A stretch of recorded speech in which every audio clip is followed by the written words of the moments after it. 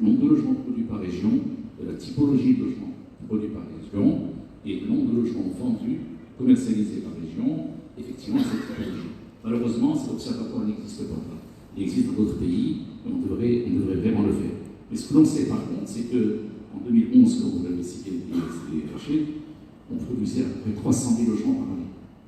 Et depuis, ce chiffre est en baisse de manière régulière. Et maintenant, je pense qu'on va tourner à moins de 100 000 unités produites par année, en parlant, en y incluant également l'autoconstruction, ce qu'ils appellent les maisons marocaines modernes. On sait que le programme de logement social de 250 000 dirhams, on arrivait à produire entre 50 000 et 70 000 logements par année. On sait que le logement moyen standing et haut standing, malgré tout ce qu'on raconte, on ne tourne qu'à 20 000 logements par année. Sur tout le territoire, ce n'est pas uniquement sur Casablanca. Sur tout le territoire. Et ce n'est pas des chiffres qui sont ahurissants. Et cette tendance, à mon sens, elle est baissière. Parce que le nouveau programme, il faut savoir aussi que est-ce que le nouveau programme mis en place, est-ce qu'il a poussé la production de logements? Ces indicateurs, nous ne les avons pas. Le ministère communique sur le nombre de demandes qui ont été formulées sur la plateforme et le nombre d'aides apportées effectivement aux requérants. Il y a eu à peu près 123 000, je crois, ou 125 000 demandes. 128 000. Voilà, et je pense qu'il y a eu 45 000, 48 000 bénéficiaires, dont 23 000 uniquement pour les logements en moins de 300 000. Alors, est-ce qu'il s'agit de logements récemment mis en place et produits, ou est-ce qu'il s'agit d'un déstockage? La réponse, on devrait l'avoir.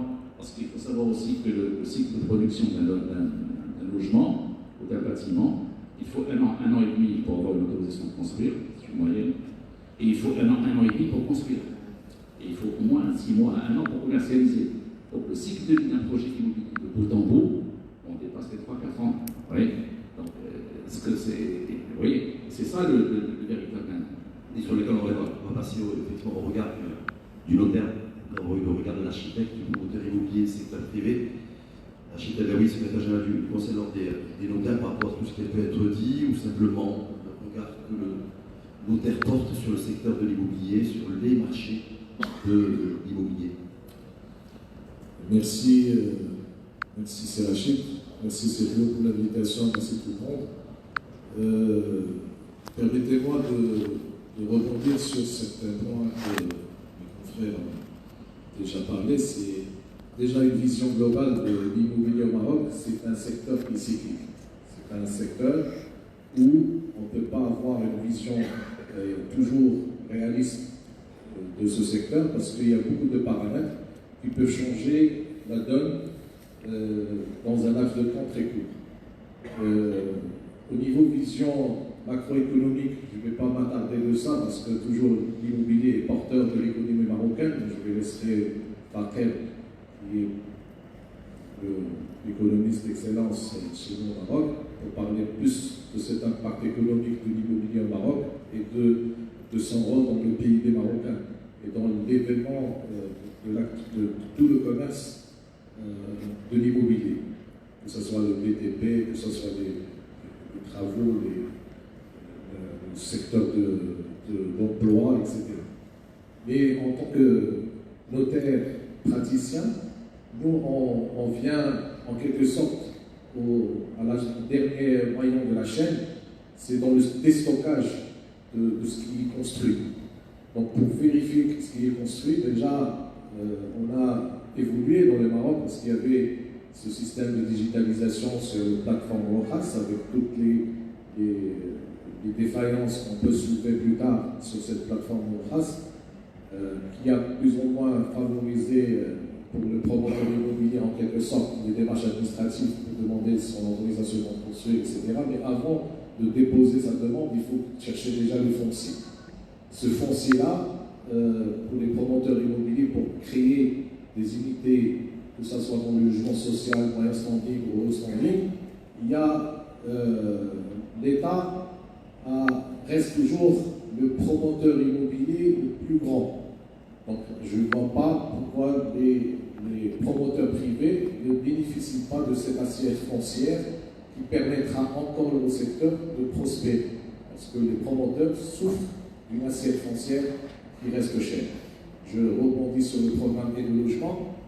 Le programme Aide au logement, on a toujours demandé est-ce qu'il a réussi, oui ou non. Pendant une année et demie, on a commencé à déployer ce système.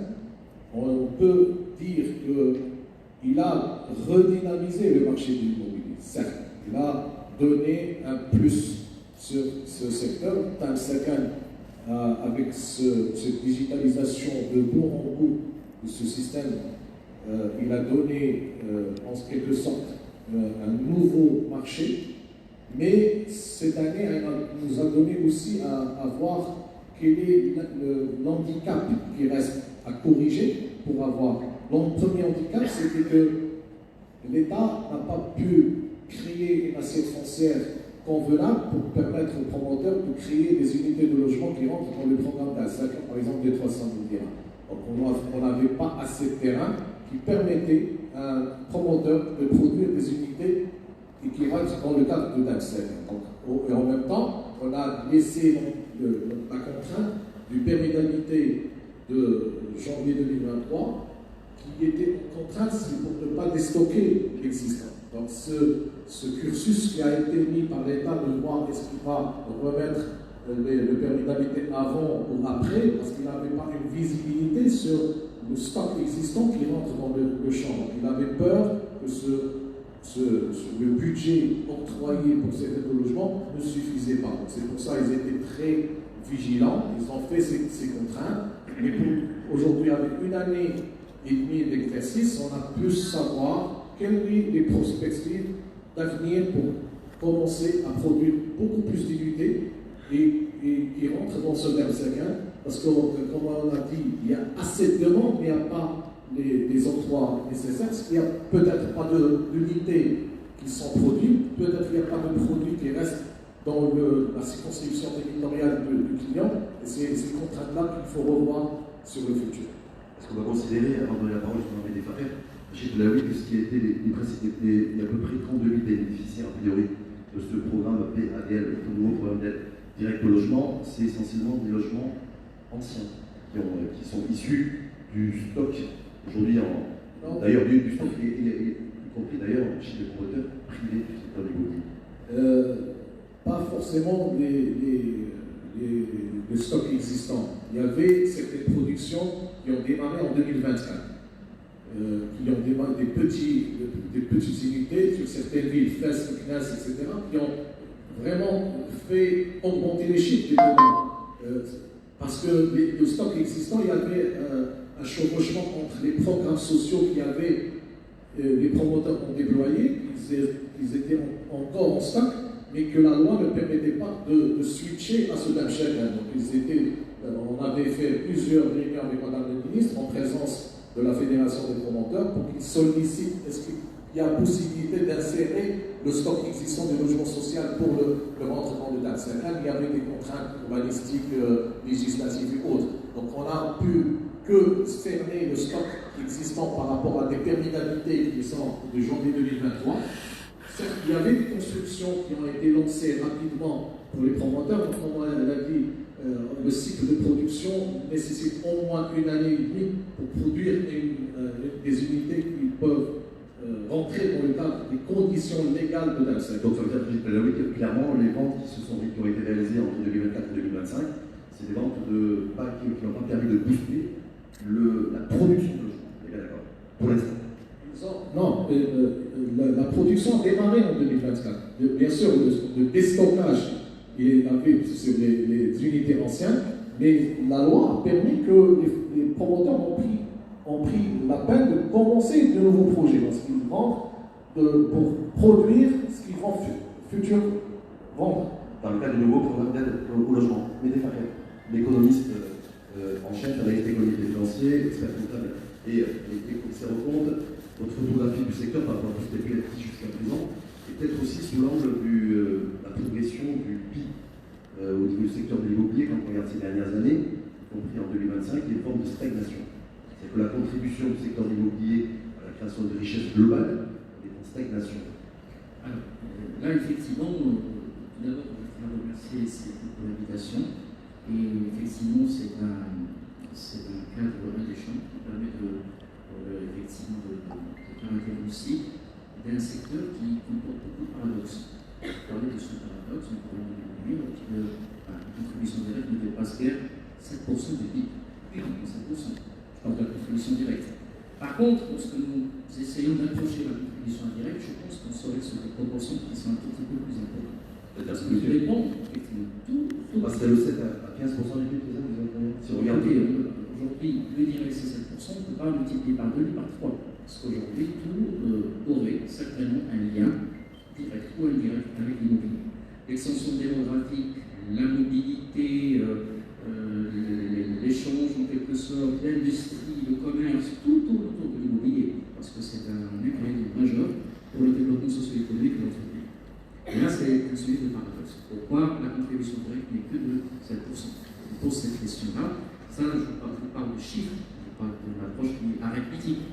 Maintenant, vous pouvez très bien imaginer qu'une partie non négligeable de la richesse de notre pays réside dans ce secteur, qu'il soit liquide ou non liquide. Et là, je vais y arriver parce que c'est un des éléments de diagnostic pour ce secteur.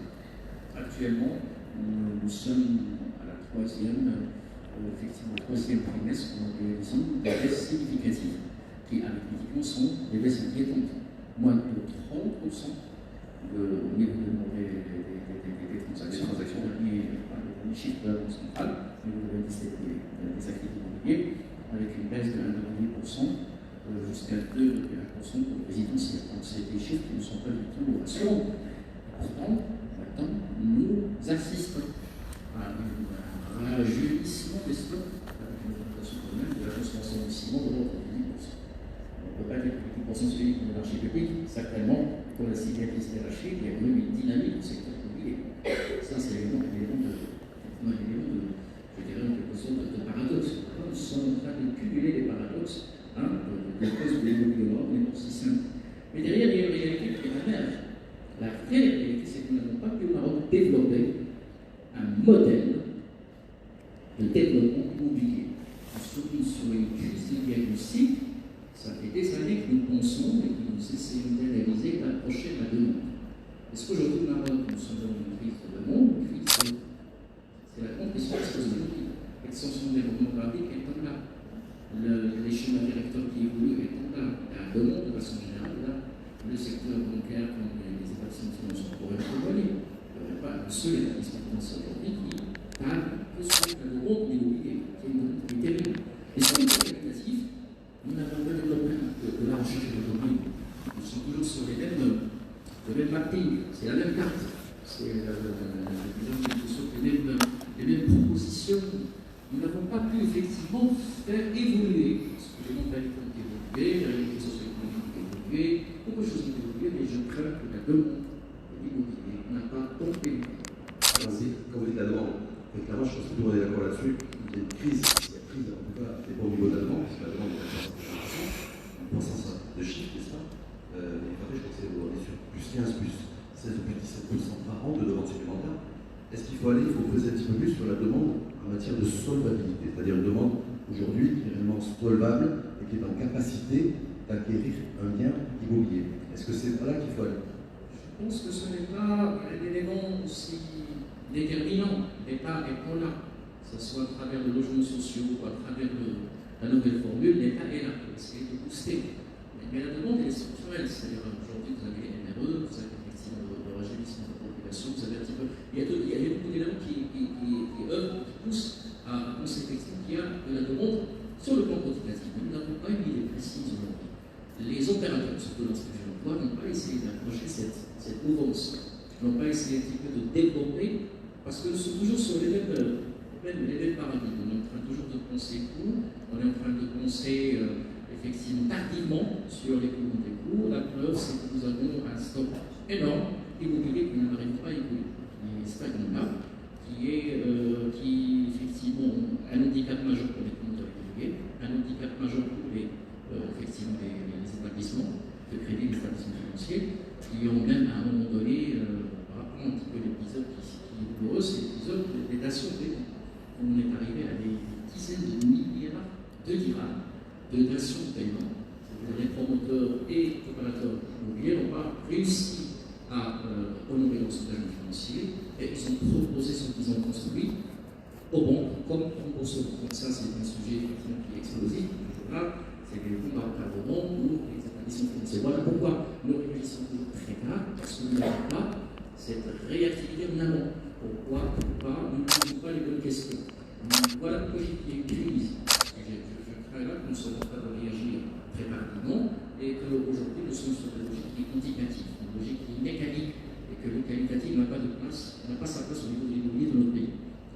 Alors, autre chose qui est très intéressante, c'est que, parlons un petit peu du développement, le secteur a respecté, ou je dirais, c'est toujours attaché à des coutumes ancestrales. Il n'y a pas eu de relifting. C'était passagèrement avec cette histoire de logements sociaux. Par-ci, par-là, nous avons vu certains opérateurs qui ont apporté une touche par-ci, par-là, mais le secteur n'a pas évolué sur le plan qualitatif. C'est ça le bon problème.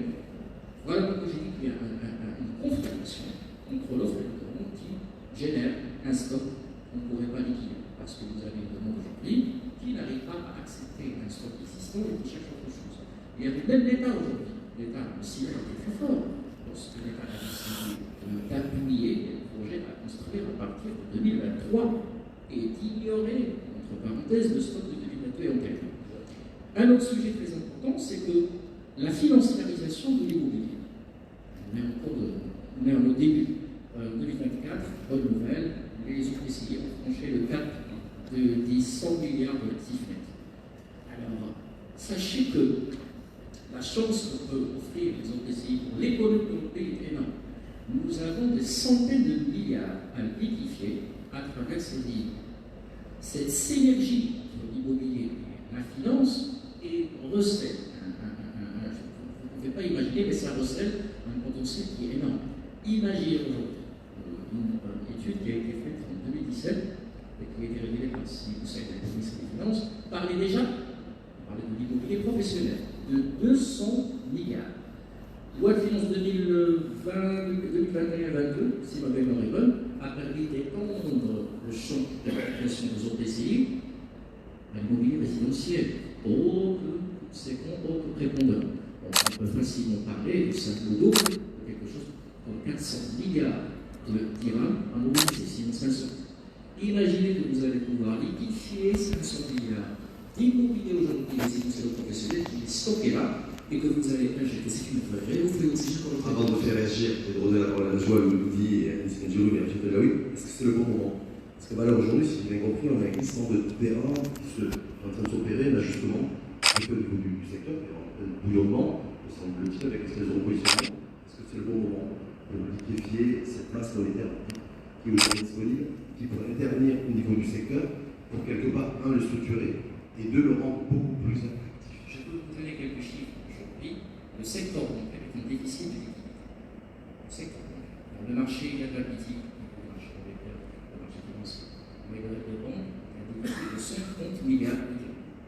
Nous avons également 395 milliards de liquide qui n'est pas déposé au niveau des banques, qui n'est pas indicible.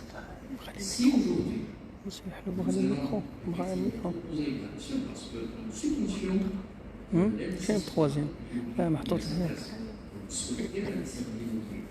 mais aujourd'hui, c'est une question de copie d'investissement qui est proposée.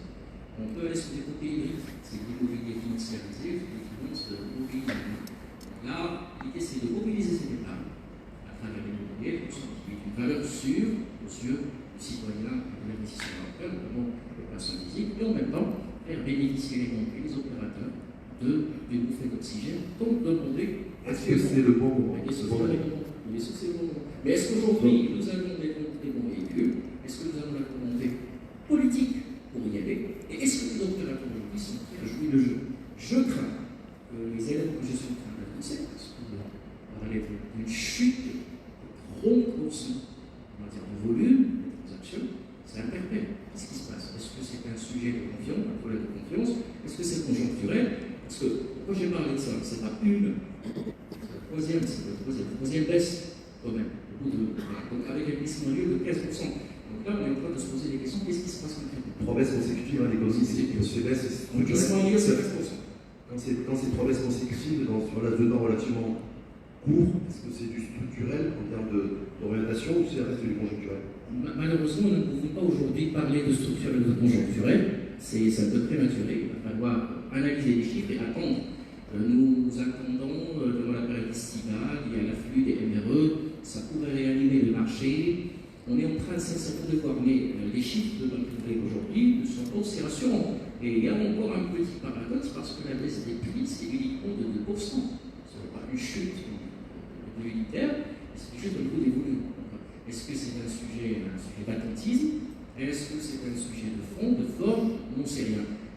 Par ailleurs, la sécurité énergétique, il y a de l'appétit.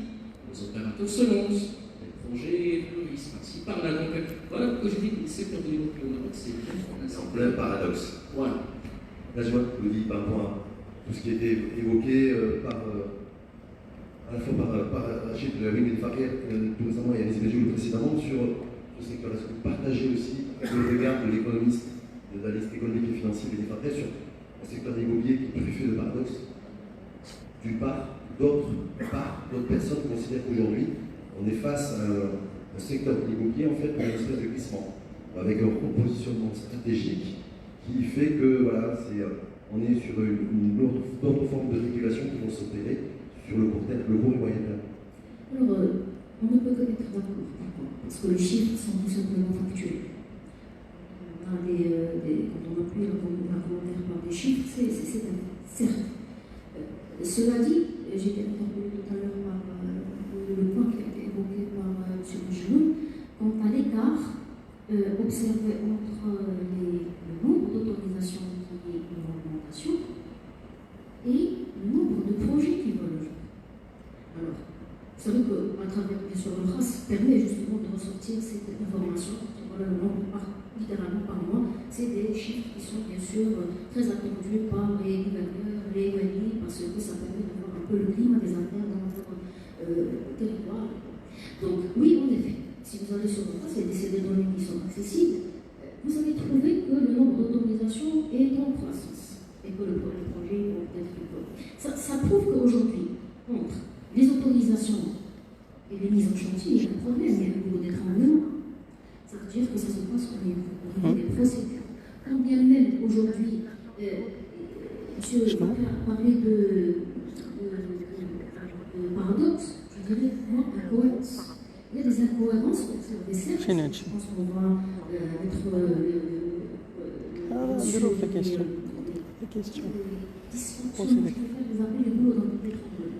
Par rapport à tout ce qui est procédure. Au niveau, par exemple, aujourd'hui, nous avons des problèmes au niveau des quitus, des problèmes au niveau des attestations. Je prends le simple exemple de la... Là, je vous dis, si vous permettez, quand on a des problèmes, c'est de quel ordre? Est-ce que c'est des problèmes d'ordre humain avec la relation avec le fonctionnaire, l'agent d'autorité? Est-ce que c'est des problématiques liées au fait qu'on a encore un peu old school sur l'utilisation du papier, du nombre de signatures, de tampons, de cachets? Voilà. Donc, quelle est la nature, si vous permettez, des problématiques? Des problèmes d'ordre.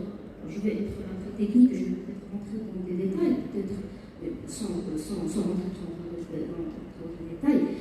Je prends l'exemple de l'ORAS.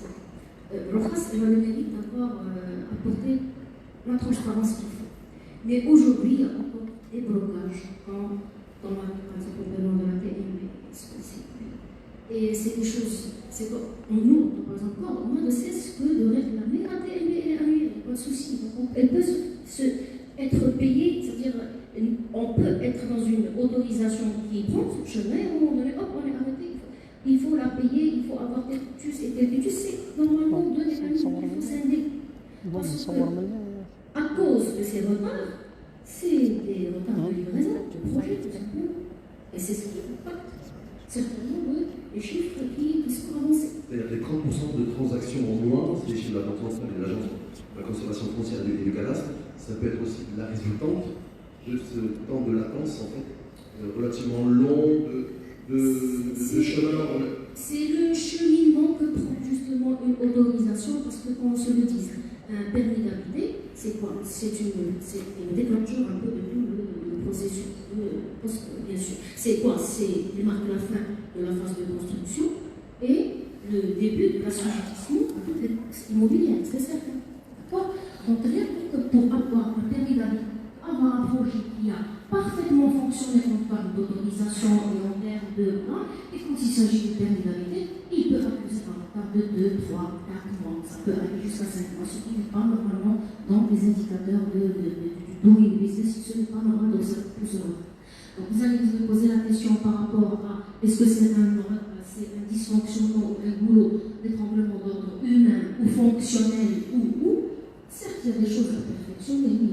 Aujourd'hui un guichet unique où toutes les autorisations se passent, ils sont certains en train de faire des efforts. Il y a des recrutements certains qui ont été faits dernièrement au niveau ressources humaines et tout, mais parfois ils ne sont pas équipés peut-être avec les moyens informatiques nécessaires. Est-ce qu'on doit considérer, je me dis, que en fait, le coût du retard pris dans la digitalisation et la numérisation, c'est ça. En fait, c'est 30% de transactions en moins. C'est un secteur aujourd'hui qui est plein de paradoxes parce que d'un côté, quand on regarde la photographie de la Casablanca ou Tanger ou Marrakech, on a des grues, on a des constructions un peu partout. En même temps, on a des chiffres consultants, des indicateurs. Des indicateurs clés, on a l'indicateur des transactions, on dit ben, en fait, maintenant le secteur en place, c'est aussi bien ça. Est-ce que ça, c'est le coût, le prix à payer de la digitalisation qui se fait à un rythme pas suffisamment soutenu? Alors, je ne dirais pas suffisamment parce qu'il a apporté il y a eu une plus-value, c'est certain. Ça veut dire, oui, la valeur ajoutée est là. Elle reste à perfectionner, certes. Vous savez, on pose des bases et après on affine. Si on venait à critiquer un peu le comment et du pourquoi, on n'y arriverait pas. Je pense qu'à un moment donné, l'appel qui a été lancé, ça c'est des solutions pour ne pas. Je préfère jamais s'attarder sur les dysfonctionnements, surtout à faire un appel pour la réglementation des outils. Pour la bonne œuvre, il faut réglementer tous les intervenants du secteur. Je sais que c'est un secteur qui stocke beaucoup de l'informel. On sait que pour les transactions immobilières, il y a les transactions actives. Donc, ce sont bien sûr on va dire des ondes d'ombre qu'il faut maintenant, il faut y aller doucement, c'est certain. On ne va pas produire le changement du jour au lendemain. Nous, par exemple, en tant qu'architectes, on est très en attente par rapport à la réglementation de la création de normes pour les BE. Comme vous le savez, le secteur de l'immobilier, c'est beaucoup de chaînes de valeur, de l'architecte, au bureau, au fournisseur, à l'entreprise privée, en notaire, à l'agent immobilier. Aujourd'hui, le bureau d'études techniques, ce sont n'importe quel corps de métier, ils n'ont pas un ordre. Et ça, c'est une problématique. Aujourd'hui, je cite les grands projets pour qu'ils aient, par exemple, un certificat ce sont des problématiques techniques, je ne peux pas vous alourdir avec mais la réglementation des acteurs de tout l'écosystème est l'une, bien sûr, des clés pour parvenir on va dire, à absorber un de ces acteurs. Félicité Diallo, ici dans la FNDI. Est-ce qu'il faut encore plus de réglementation, réglementer ce qui ne l'est pas, pour pouvoir donner un coup de fouet au secteur? Est-ce que c'est un enjeu de réglementation, d'agent réglementaire, ou pas, selon vous? Extensif. Si vous permettez, je vais reprendre quelques points qui ont été énoncés et qui sont, à mon sens, révélateurs et significatifs. Alors, quand on parle, j'ai bien précisé tout à l'heure qu'il fallait qu'on parle de nombre de logements autorisés et pas en termes de nombre d'autorisations de construire.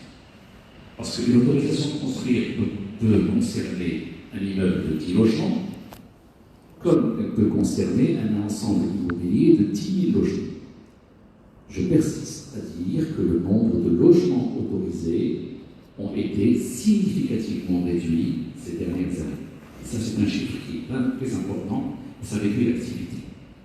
Concernant l'ORAS, certes, l'ORAS a amené quelques améliorations, dans le sens que, disons ça, soi-disant numériser la procédure.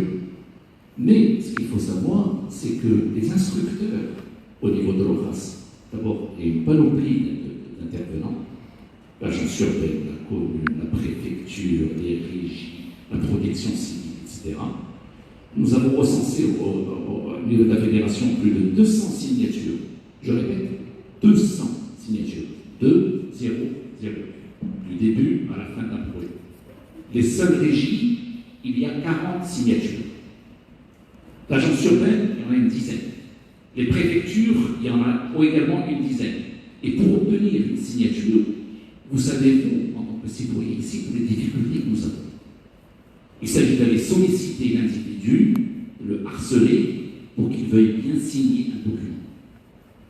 Et également l'instruction du dossier qui est faite au niveau des intervenants, où nous n'avons pas, en tant que promoteur immobilier ou en tant que citoyen, j'invite n'importe quelle personne ici à aller déposer une demande d'autorisation de construire. Vous allez savoir quelle est la procédure que vous allez subir, quels sont les aléas que vous allez vivre. L'instructeur ne respecte pas la réglementation à laquelle il est soumis. On est livré, pieds et mains, à des instructeurs qui ne respectent pas la réglementation. Nous n'avons pas un droit de recours et nous sommes dans l'obligation d'aller solliciter tout un chacun pour qu'il veille bien arrondir les angles, etc. Dans ce cadre-là, ça devient très difficile de travailler. Très, très difficile. Je n'ai pas voulu parler du rapport de Banque Morel qu'a élégamment cité Sifaker, que je remercie. C'est un chiffre qui est extrêmement important et qui est révélateur, qui est très inquiétant. Pourquoi?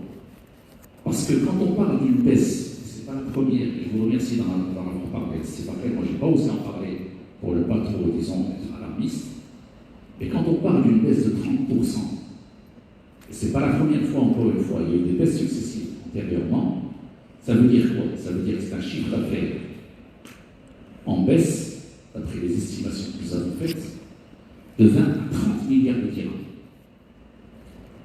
Ça veut dire quoi? Ça veut dire que les rentrées fiscales directement liées à ces transactions-là, je ne parle pas d'IS et de la TVA, je parle en matière de droit d'enregistrement, de conservation foncière et de TPI.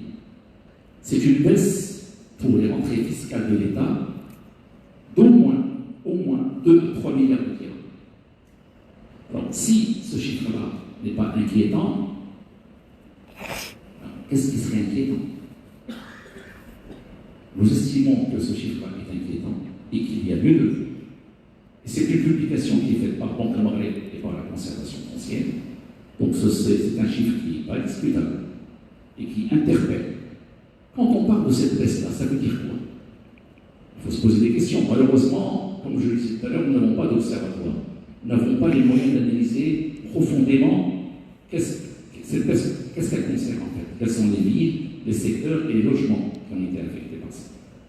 Et ce qu'on peut dire, c'est qu'il y a deux réponses possibles. Ou bien il y a une inadéquation entre l'offre et la demande, ou bien il n'y a pas de production qui puisse correspondre à la demande en question.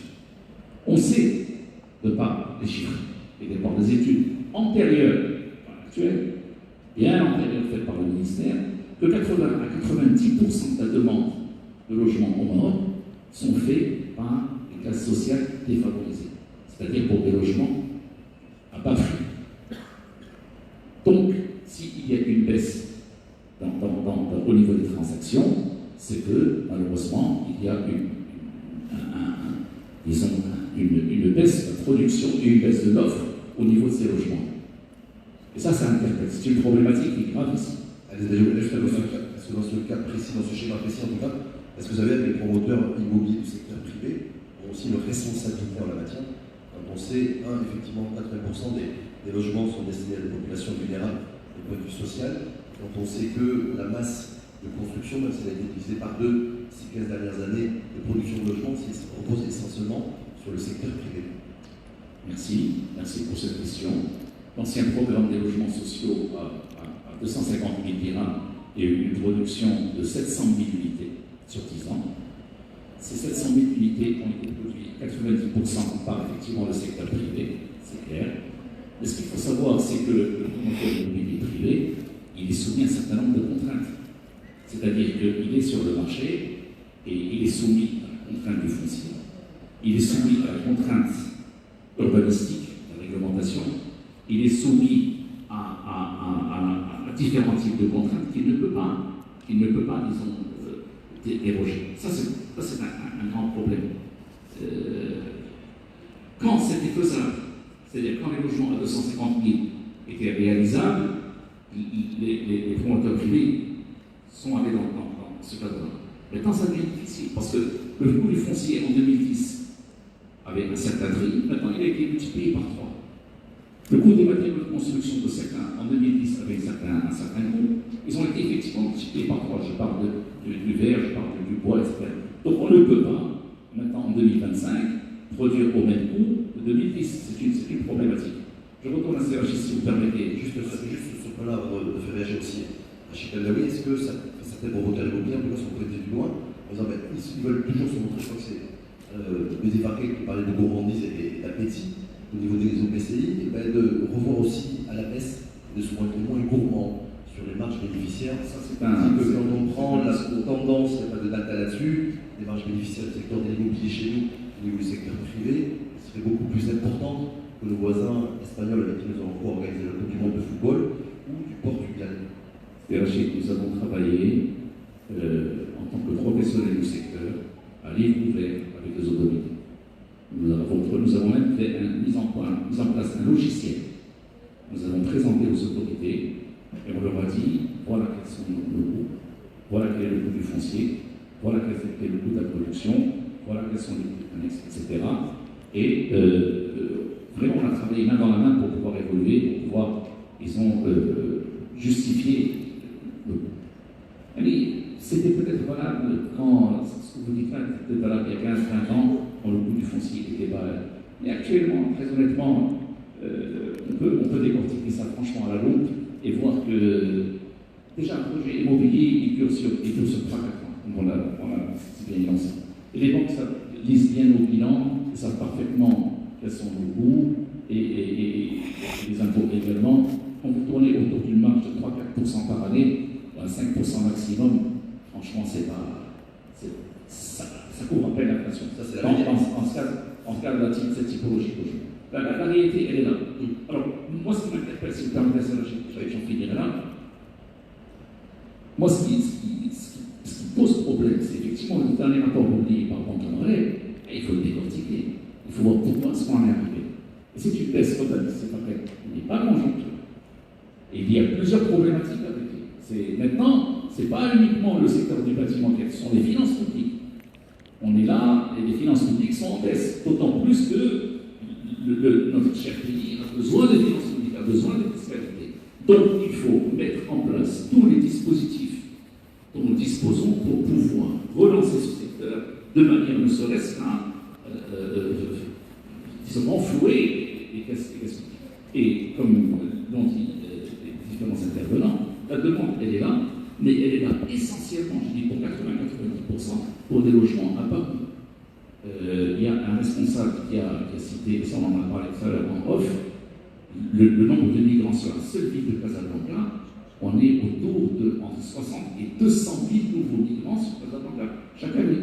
Et c'est un chiffre qui interpelle. Où c'est que ces gens-là vont habiter et quelles vont être leurs conditions de vie? Est-ce qu'on ne va pas rentrer dans un nouveau cycle de la relance des logements insalubres? Vous voyez? Donc, il faut franchement analyser le pourquoi, le comment, et quels sont les leviers qu'on peut actionner pour fluidifier effectivement ce secteur-là, fluidifier les démarches administratives, faciliter l'accès au logement, essentiellement pour cette classe défavorisée. Un tout dernier point, j'en ai fini là. Si le ministère et si l'État est arrivé au point qu'il est nécessaire de faire des aides au logement pour pouvoir faire en sorte que les gens qui n'ont pas les moyens de s'accéder à la propriété, c'est qu'il y a un problème. C'est que ce pouvoir d'achat est limité. D'accord? Et pourquoi ce pouvoir d'achat est limité? Il est limité parce qu'effectivement les revenus sont limités, mais effectivement, par ailleurs, il y a un décalage total entre les capacités de production adéquates ou pas par rapport à ce que permettrait le financement des gens de moyenne bourse. Et le gros problème qu'on se dispose au Maroc, encore une fois, c'est le coût du foncier. Le coût du foncier est pour à peu près plus de 50%, voire les 2 tiers du prix de revient d'un bien immobilier. Alors que dans les pays OCDE, on est à 15-20%. Donc il y a un problème, ce problème-là, il faut le résoudre. Pourquoi on en est arrivé là? Pour plusieurs raisons. Un, le bâtiment est victime de son succès. Comme l'a dit Sifaret et les différents intervenants, l'épargne ne va que dans le bâtiment. Quand vous avez Et quand quelqu'un, quelle qu'il soit sa situation professionnelle, quand il a un petit peu d'épargne, qu'est-ce qu'il va? Il va acheter du foncier, il va acheter un appartement. Donc ça augmente les prix. Donc on n'a pas de possibilité d'investir ailleurs. Nous n'avons pas une bourse qui est franchement active et qui puisse permettre, disons, un investissement autre que le secteur du bâtiment. Premier point. Deuxième point, c'est qu'il faut qu'il y ait des politiques qui sont en matière d'urbanisme, il faut les actualiser pour pouvoir produire du foncier à bas coût. À bas coût, ça c'est clair, c'est une réalité. Et nous ne sommes absolument pas contre le fait de fixer un prix de vente pour qu'effectivement cette baisse du coût du foncier puisse correspondre à une certaine demande. Et s'il y avait une politique, disons, une gouvernance visionnaire et actualisée, parce qu'il faut actualiser les données que nous avons, je peux me permettre de dire que même cette aide qui est octroyée à la population pour le logement, on n'en aurait pas besoin. Si le coût du foncier était bas et si les conditions de production étaient facilitées, etc., on n'aurait même pas besoin de ces 100 000 dirhams ou bien de ces 60 000 dirhams pour faire passer ce nouveau programme. Et ça, c'est tout à fait faisable et c'est tout à fait atteignable. Rachid Talaoui, là-dessus, sur les. Maintenant, vous êtes secrétaire général du Conseil de l'ordre des notaires, sur ces 30%. La lecture qui a été faite par Najwa nous dit cette décélération, ce glissement, en tout cas vers le bas du volume de transactions, tendance. Allahu Akbar, Allahu Akbar. Et d'autre part, par rapport à ce qu'a développé Alice Dajelo sur aujourd'hui cet enjeu réglementaire ou pas réglementaire, on pourra aussi permettre au secteur de renouer avec le Sénat. M. Fakel nous a poussé à parler de choses qu'on ne voulait pas parler aujourd'hui. Personnellement, moi, j'essaie d'éviter parler de certaines choses, et justement, il a parlé de ces 30%. On voulait éviter de débattre, mais si on va en parler, je serai obligé de parler de la réglementation. L'handicap aujourd'hui, moi personnellement, en tant que secrétaire général de l'ordre des notaires, je n'ai pas cessé de sortir dans les médias et répéter que les dispositions législatives que l'État impose, je dis bien impose, sans concertation des praticiens, que ce soit des promoteurs immobiliers, que ce soit des notaires ou des architectes, on paye les pots cassés dessus.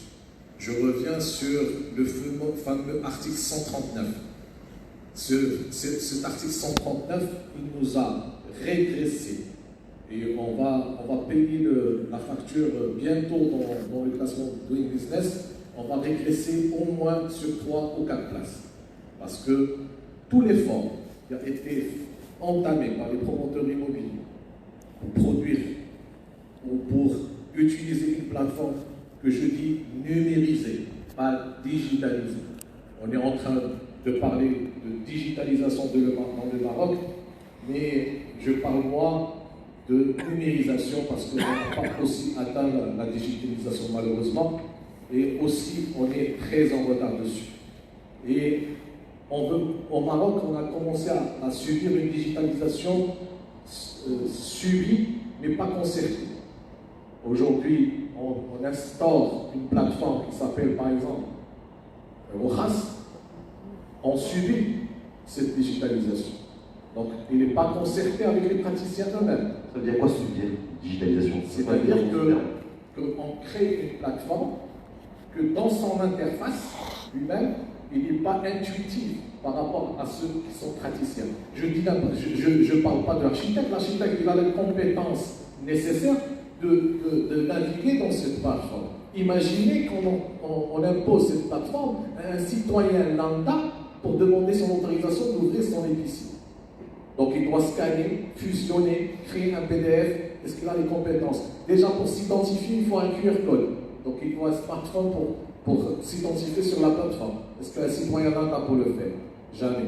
Donc on crée des plateformes qui disent qu'ils sont bien faites, mais qui ne sont pas intuitives, qui ne sont pas rentrées dans la pratique. Le 139, l'article 139, et ma collègue a aussi parlé du cursus préalable, qui va vraiment nous régresser dans tout l'effort qu'on a entamé. C'est comment on impose on insère un texte de loi dans la loi de finances sans concertation des praticiens, on a gelé toutes les transactions. Tu sais, l'handicap du chiffre de 30%, c'est pas que le stock n'existe pas, il y a des stocks. Mais il y a un ralentissement des transactions. Pourquoi ce ralentissement? Parce que aujourd'hui, avant le 7 juillet 2024, je pouvais signer séance tenante si le vendeur et l'acheteur sont devant moi dans mon étude et toutes les conditions d'avance sont réalisées. Aujourd'hui, je vais retarder cette signature pendant 1 mois ou 2 mois, si ce n'est pas 5 mois, que je ne peux pas signer l'acte de vente définitif que si j'obtiens les numéros d'articles du promoteur. Donc je dois recenser tout son stock et créer le numéro d'article de la TH. Une fois que j'ai le numéro d'article, je dois demander un quitus préalable sur la perception, sur la commune et sur la TGR. Aujourd'hui, ils ont donné une décision avec une nouvelle loi. Ils vont renvoyer l'assiette à la DGI. Donc, aujourd'hui, on a digitalisé notre profession, on a fait un effort de digitaliser avec la TGR. On doit refaire tout le travail avec la DGI dans pas longtemps. Cette réglementation va inhiber, je dis bien, va inhiber toutes les transactions immobilières orables. Certains vous diraient peut-être Rachid Alaoui. Je finis sur un point sur ce point-là, justement. Parce que je crois savoir que c'est les pouvoirs publics, effectivement, s'ils ont mis cet arsenal juridique et réglementaire en place, ils l'ont fait avec une vraie motivation, qui est peut-être aussi de se protéger aussi les citoyens de transactions. On a eu plein de scandales et d'affaires. Non, c'est une interrogation en fait. L'interrogation, est-ce qu'il n'y a pas aussi la volonté des pouvoirs publics de renforcer l'arsenal juridique pour plus de protection et d'éviter aussi, malheureusement, ce qu'on a pu connaître ces derniers jours, semaines, mois et années, ou des scandales où il y avait des enquêtes qui étaient impliquées. Je reviens sur l'article 139. La finalité de l'article 139, c'était le recouvrement des créances de l'État. L'État voulait recouvrir la TH qu'il ne pouvait pas recouvrir. C'est bien. Et même la profession s'est investie avec l'État dans ce chantier. Seulement, comme les praticiens de la digitalisation disent dans toutes les formations que j'ai assistées, il y a un mot qui est très bien. Ils disent qu'on ne peut pas digitaliser le désordre. Ça, c'est une règle générale de la digitalisation. Aujourd'hui, on a du désordre. Comment on va digitaliser un process pour avoir un quitus fiscal alors qu'on a un désordre dans une commune où il y a le président de la commune qui a le token qui le ramène avec lui à la maison. Donc, personne ne peut signer avec le token tant qu'il n'y a pas le président. Comment on va digitaliser avec la TGR tant qu'ils ne sont pas équipés des moyens nécessaires humainement et informatiquement pour suivre cette digitalisation. Donc, il y a un désordre qu'on voulait digitaliser. C'est tout ça. Il n'a pas marché. Donc, du mois 7 2024 à aujourd'hui, on a recensé qu'il y a un ralentissement des transactions, et c'est le chiffre de 30%, parce que on n'avait pas mis les moyens nécessaires pour pouvoir atteindre cet objectif de recouvrer la créance de la TH. C'est vrai, c'est une pensée importante, c'est une recette de l'État. Il faut mettre les moyens techniques et humains pour l'avoir. Aujourd'hui, on a fait le diagnostic, on va enlever l'assiette à la TGR, on va la remettre à la DGI et remologue. C'est-à-dire qu'on va retravailler le même travail qu'on va étoffer, digitaliser, et par quels moyens est-ce qu'on va aboutir. Parce que moi, personnellement, en tant que secrétaire général, j'ai signé avec Souda une convention avec la TGR de nous délivrer l'attestation fiscale dans les 48 heures. D'accord? Après, dans le congrès, il m'a vu et je lui ai dit, est-ce que vous avez respecté les 48 heures? Jamais. Donc, regardez quel est l'impact d'une décision législative sur tout l'écosystème de l'immobilier. Mais des paquets. Là-dessus, c'est bien parce qu'on a eu toutes les lectures de cette baisse de 30% de transactions qui revient qui a été produite en tout cas par la Banque centrale et l'Agence de conservation foncière, par rapport à tout ce qui a pu être aujourd'hui. Cet article 189 dont a fait référence Rachid Alaoui, cet enjeu de réglementation aussi qui est posé, et le fait aussi de faire en sorte que toutes les institutions, en tout cas les acteurs concernés, puissent travailler, puissent être mieux connectés pour une meilleure connectivité. Je pense que là, c'est pas si les dit tout à l'heure, les lieux, en quelque sorte, bien diagnostiquer le problème. Il y a un peu de temps. Il y a une crise de confiance. Il y a une crise de confiance, pardon. Il y a un sujet de process. Il y a un sujet de décision réglementaire, législative qui n'était pas bien concerté, qui n'était pas bien guidé. C'est un ensemble de facteurs nuisibles à la fluidité des transactions et un ensemble de facteurs nuisibles qui affectent le climat de confiance pour que nous puissions effectivement aller sur un secteur économique et fluide. Alors là, je pense que les promoteurs immobiliers connaissent parfaitement cette saga, ce parcours de combattants pour se faire homologuer, se faire chercher des certificats de conformité, ainsi de suite. À chaque fois, c'est les mêmes histoires qui reviennent, et nous ne comprendrons jamais pourquoi il y a cette rigidité, qui pour moi est une rigidité terrible dans le processus. Nous sommes sur la digitalisation, mais on n'a pas de digitalisation parce que lorsque nous parlons de différentes administrations civiles, on nous demande de reproduire le dossier physique. Comme si cette plateforme le servait de reproduire le dossier physique à chaque fois. C'est-à-dire, c'est une digitalisation qui a de qualificatif que qualificatif. Cette digitalisation, c'est aussi, on est sur une plateforme de saisie lorsque l'opérateur ne touche pas au dossier avant d'attendre que quelqu'un vienne le chercher et vienne demander à vous. Ce n'est que là, il va commencer à s'ouvrir. Je vous laisse avec nous, avec nos amis notaires, connaissant parfaitement le parcours des combattants pour avoir le quitus de l'article 95, le fameux quitus préalable à la transaction immobilière. Là, on voit de toutes les couleurs. Et à chaque fois, on revient pour dire pourquoi cette rigidité, pourquoi ce problème. Parfois, c'est un sujet de synchronisation entre les différentes administrations. Vous allez avoir une administration qui demande des documents, on demande une autre administration. Alors qu'il suffit d'avoir un droit à consultation pour des raisons que nous ne connaissons pas. Voilà, maintenant que la TSC va revenir au giron de la DGI. Sur le plan pratique, c'est une bonne chose, parce que déjà la DGI a derrière quand même une expérience très longue en la matière, mais sur le plan process, ça va affecter les procès. Ça va être un élément visible, parce qu'il va falloir une période d'adaptation. Mais sincèrement, il faut un diagnostic approfondi. Il faut que l'éthique soit impliquée dans ce diagnostic. Et là, je suis d'accord avec ce ministre, alors il y a quand même un impact sur les recettes. Il ne faut pas attendre le 4e, le 3e ou le 4e. Vous tablez sur une période estivale qui est intéressante pour sauver les recettes de l'année. C'est un secteur qui est porteur.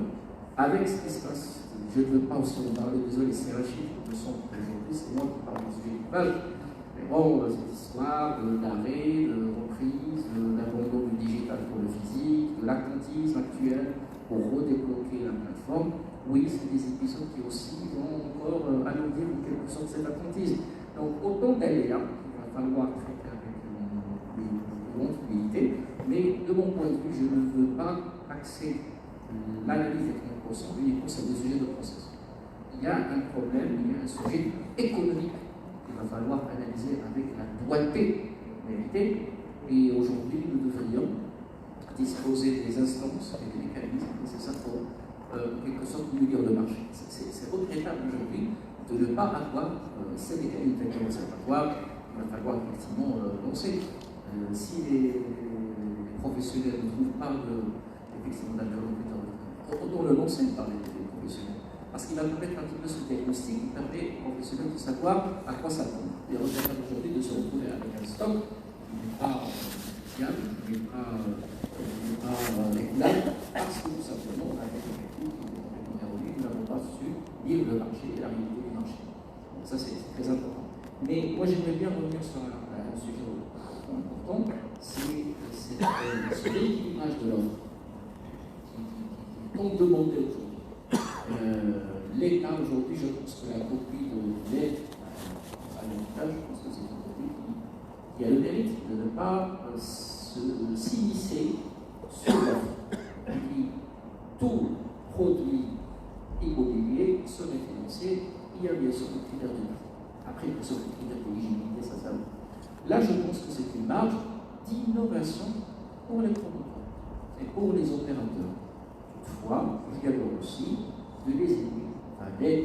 Vous savez aujourd'hui que si vous voyez un petit peu les différents mécanismes d'aide pour le financement et de des fonds qui sont financés, enfin qui sont payés par l'État, exclusion de la promotion immobilière.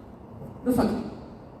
Exclusion. On dit sauf la promotion immobilière. Et surtout pas la promotion immobilière. Primo. Secondo, le foncier. Il y a un gros sujet sur le foncier. Et là, nous comptons toujours sur l'État pour pouvoir débloquer et mettre à disposition du foncier. Donc aujourd'hui, le risque d'être en marge est une vraie problématique.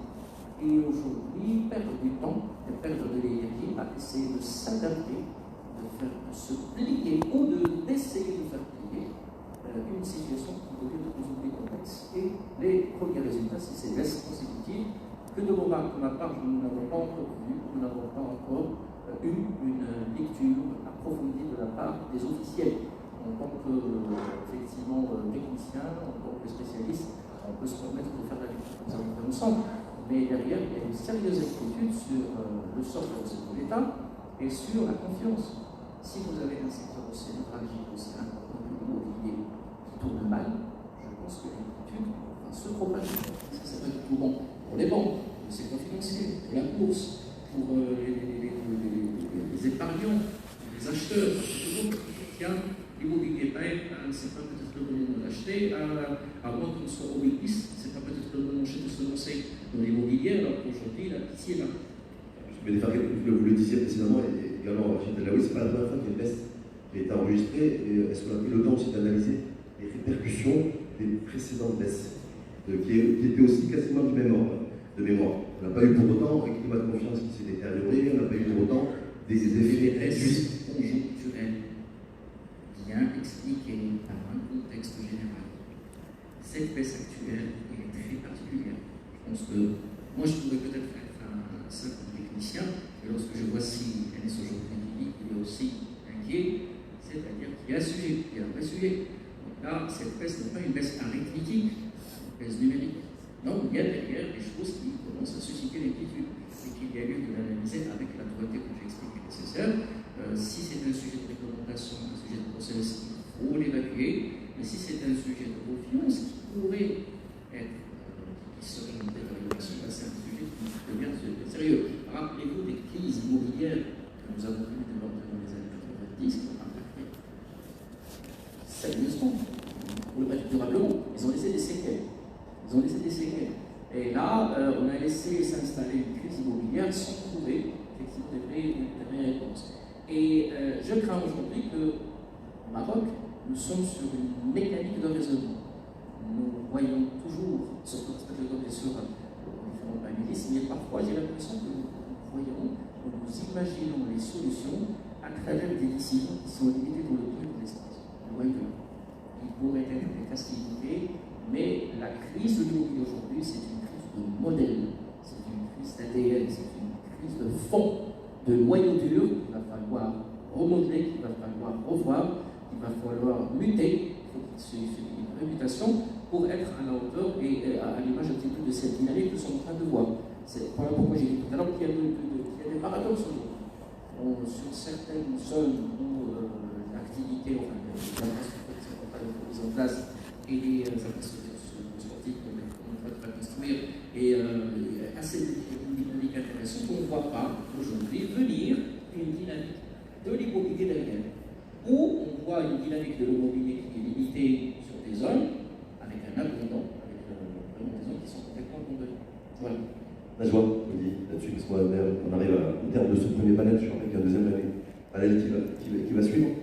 Vous aviez démarré en portant un regard à la fois optimiste et en même temps pragmatique par rapport à ce qu'a développé les Fakreb en tant qu'analyste économique et financier, commissaire en compte et expert comptable, sur effectivement il va falloir aussi voir avec changer de lunettes la vision et l'appréciation qu'on se fait du secteur de l'immobilier. Est-ce que vous partagez ce point de vue?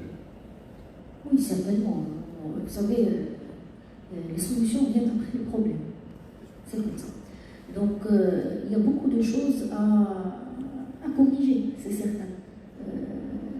Tout à l'heure, je vous rejoins encore une fois, M. Gilles, par rapport à la question du parcours du combattant dans les administrations. C'est c'est la souffrance des notaires aussi. On est pris en otage.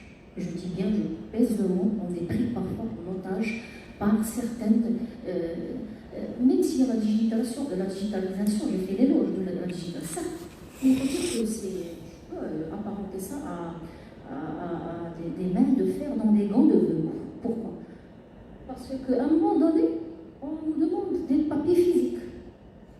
Je vous donne simplement l'exemple de la commission, normalement, qui devait se réunir depuis que le RGC, le Règlement Général de la Construction, qui a été mis en place et qui instaure que la commission doit se réunir même virtuellement, eh bien, elle ne se tient pas parce que c'est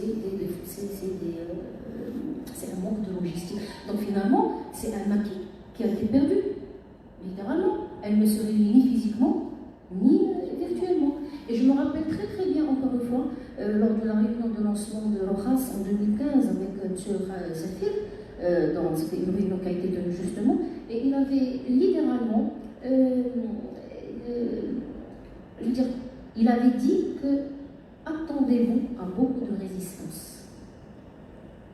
C'est une réalité. Mais je peux vous dire que des étapes ont été franchies. Aujourd'hui, on a un RGC qui énumère le nombre de documents à déposer sur la plateforme. Et avec ça, on se heurte avec des avis de commission qui demandent un papier qui existe, qui n'est pas censé devoir. Alors, où est l'avancée de la digitalisation? Donc, forcément, ça se répercute sur les délais de traitement, les délais de tenue de commission, les délais des avis favorables ou défavorables, et les délais de surcroît de livraison. Alors, mon avis, c'est, pour ne pas monopoliser la parole, c'est qu'aujourd'hui, je pense qu'il y a des efforts à consentir au niveau de l'adéquation de l'offre et de la demande. En secteur résidentiel, il y a beaucoup d'autoconstruction. Et qui c'est qui autoconstruit? C'est plutôt la classe moyenne.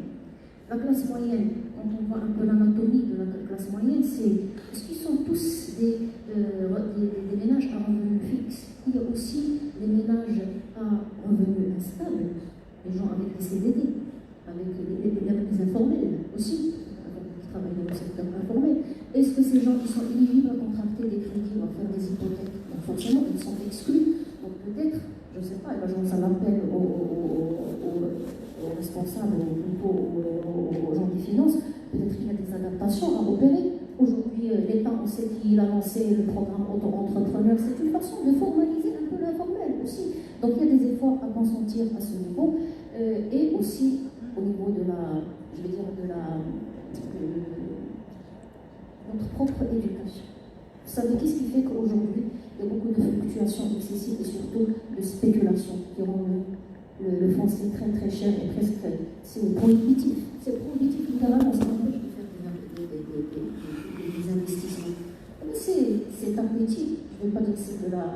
Je ne veux pas dire bon, je ne veux pas dire que c'est une spéculation qui devrait être normalement. L'État devrait trouver le moyen de réguler le phénomène de spéculation parce que c'est une vraie préoccupation dans le secteur immobilier. Merci à vous, Alice. Je vous remercie. Je vais rebondir sur deux, trois points. C'est pas clair, vous êtes un. Je ne vais pas utiliser le terme vulgaire, mais vous provoquez le diable. Parce que vous ne voulez pas tellement parler de choses qui sont très très douloureuses et vous nous incitez à parler. Je vous remercie. Parce que. Je pense qu'initialement, il était tendu pour ça. Oui, mais bon, c'est effectivement les problématiques qui sont. Je vais pas monopoliser la parole longtemps, mais je vais me permettre de mettre deux, trois avis. En complément de ce qu'a dit Sid Zedaoui, que je remercie vivement, déjà cette histoire d'empêcher une vente avant d'obtenir les documents, disons, les quitus et les quitus fiscaux. J'ai demandé l'avis de certains constitutionnels, c'est anticonstitutionnel. Parce que la Constitution, elle permet à chaque citoyen de vendre un logement. De stopper une vente en demandant c'est anticonstitutionnel. Donc l'État doit quand même respecter la Constitution qui est mise en place. Premier point. Deuxièmement, il était question, effectivement, que ça concerne uniquement les taxes locales.